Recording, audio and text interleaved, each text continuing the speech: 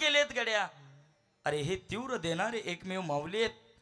एक सांगू, अरे जो साधक आळंदीला गेला, काही नसू दे आई त्याच्याजवळ, फक्त मुखामध्ये ज्ञानोबरायचं नाव असावं. ज्याच्या मुखात ज्ञानोबरायचं नाव आहे त्याला काही आळंदीत गरज नाही महाराज, काही लागत नाही.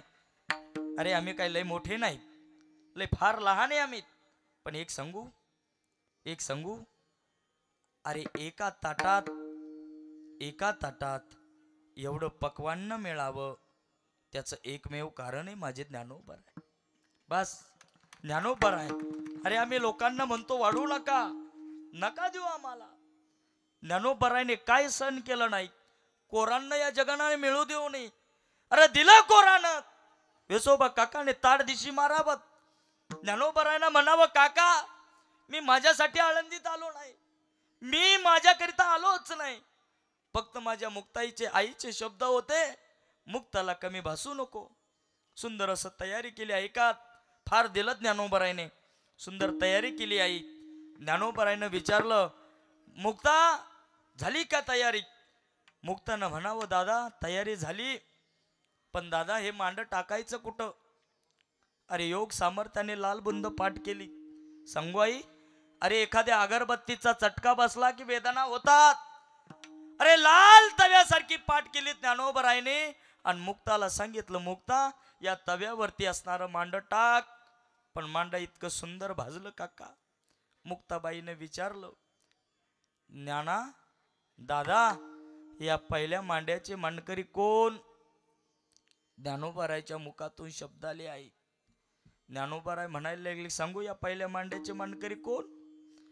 त्या खिडकीतून जे वेसोबा काका पाहतात ना, पहिल्या मांड्याचे मांडकरी ते. अरे ज्या काकाने खापर दिलं नाहीत, ज्या काकाने तमाशा पाहण्याकरिता पोरं काय करतात, त्या खिडकीतून पाहतात. अरे तुम्ही आम्ही रडावं यात नवल नाही, पण वेसोबा काकाने कापर दिलं नाही आणि पहिलं मांड जर वेसोबा काकांना, अरे ताड ज्ञानोबराच्या समोर आले, आपलं मस्तक ज्ञानोबराच्या डोके असणाऱ्या चरणावर टेकवलं आणि ढसा ढसा वेसोबा काका रडतात. या परोपकार करणारे या जगतात कोण आहे? एक सांगू, अरे पर उपकार्यावरही उपकार करतात ही जात संतांची. विठाला विठाला विठाला विठाला विठाला विठाला विठाला विठाला विठाला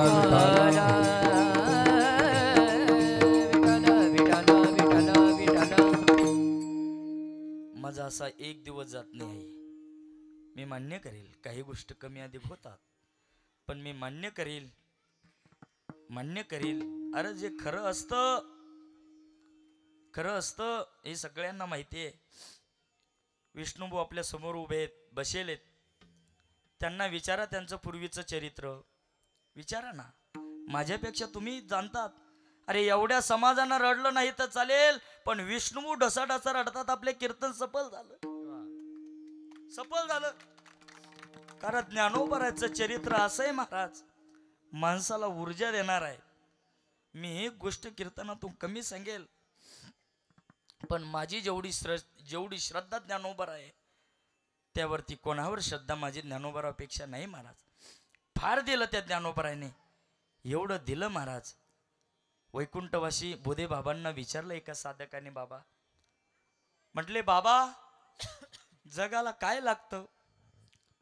वैकुंठवासी बाबांनी सांगावं, जगाला काही लागत नाही, जगाला फक्त तुकोबरायचा गाथा ज्ञानोबरायची ज्ञानेश्वरी लागते. काही लागत नाही जगायला, पैसा लागत नाही, ना धन लागत नाही, फक्त एक तत्व तुकोबरायचं असावं आणि एक ज्ञानोबरायचं असावं. गड्या माणसाचं जगणं झालं, किती जगावं. अरे बोलतोय, उद्या बोलेल का सांगता येणार नाही, गातेल का सांगता येणार नाहीत. अरे तुम्ही ऐकताय का, ऐकता येतं का, ऐकणार आहे का? क्षणभंगुर नाही भरवसा, क्षणभंगुर नाही भरवसा, वारी सावध तोडा माया आशा, वारी सावध तोडा माया आशा, काही नचले मग गळा पडेल फासा, काही नचले मग गळा पडेल फासा, पुढे हुशार तोराय बळसागा, पुढे हुशार तोराय बळसागा, राम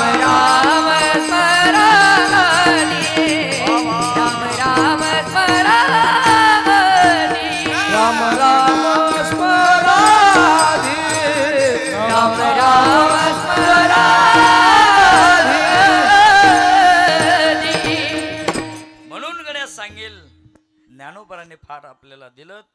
कधी आळंदीला गेले नसेल तर जा तुम्ही. जेव्हा ज्ञानोबराय पंढरपूरच्या दिशेने निघतात, जेव्हा ज्ञानोबराच्या पादुका हलतात नाही, आजही ज्ञानोबरायचा चमत्कार आहे. वरती कळस हलतो मग ज्ञानोबरायच्या पादुका बाहेर येतात. ज्ञानोबराने लय दिलं म्हटल्यापेक्षा आजही ज्ञानोबराय समाधीत आहे. समाधी संजीवन हरिपाठ म्हणून ती प्रवृत्ती आपण म्हणत असतो गड्या. म्हणून ज्ञानोबराने फार दिलं. माझं फक्त तत्व असं आहे, शांती ब्रह्मनाथ महाराज म्हणतात, संतांची संगती घडावी, माझ्या मुखामध्ये त्या भगवान परमात्म्याचं नाम यावं. विचारलं महाराजांना, का हो अजून काहीतरी मागा ना. शांती ब्रह्मनाथ महाराज म्हणतात, फक्त घडू दे देवा, पायी तीर्थयात्रा मुखी राम नाम, हाची माझा नेम सिद्धीनी, मला माझ्या हातून मुखाला नाम, पायाला तीर्थयात्रा घडावी. विचारलं, का हो अजून काही पाहिजेल का. शांती ब्रह्मनाथ महाराज म्हणतात, देवा काहीच नाही, तुझी सेवा घडावी हेच माझं मागणं आहे. आता मला मागायला लावूच नको.